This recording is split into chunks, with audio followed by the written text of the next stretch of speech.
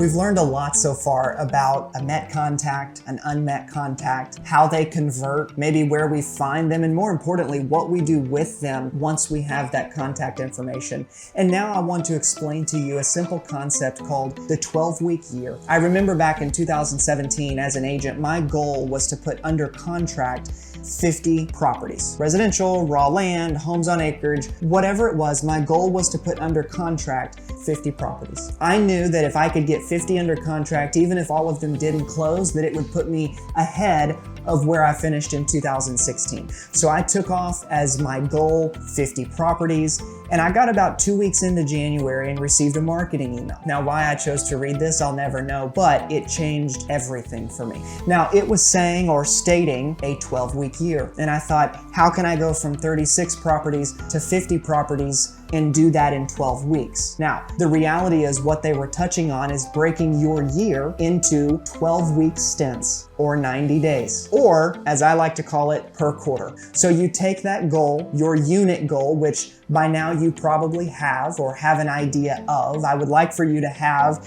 a unit goal or a transaction goal, a volume goal, meaning volume being the number of sales you made in a year in terms of the price per unit, all added together. And then I would also like you to have the income goal as well.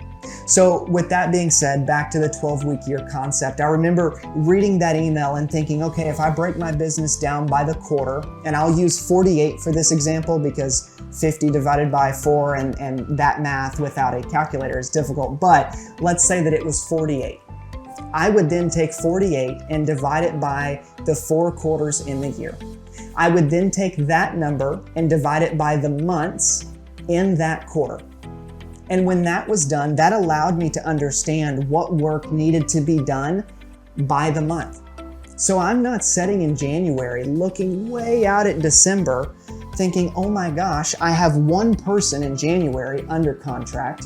Maybe it's 2, maybe it's 4 for you, but the point is this, I'm looking at one person under contract. How am I going to get 49 other people on board? And of course, for this example, I would have meant 47. But at the end of the day, the thought was, how am I going to get that? How am I going to achieve that? I can't just magically work harder, at least without the right tools and resources at my disposal. I can't just work harder and magically get 15 more deals or 14 more deals.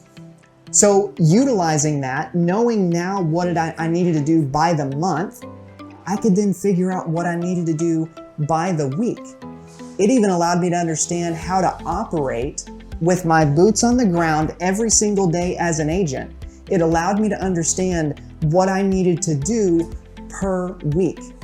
There's nothing worse than working in a sea of ambiguity, not knowing exactly if what you're doing is going to pay off, or if what you're doing is accurate or correct, or the right thing to do or the wrong thing to do. All of these things we'll be unpacking in the future courses, but what I do know is taking that year-end goal, dividing it by the 4 quarters, and then taking that number and dividing it by the months in the quarter, which is 3, will tell you what you're doing or what you need to be doing each and every month. You can then divide that by the 4 weeks in a month and figure out what you need to be doing per month, however small you would like to make that. But that was huge, incredibly large, groundbreaking idea, groundbreaking concept for me as I tried to march my way to 50, because 50 is something I had never done before.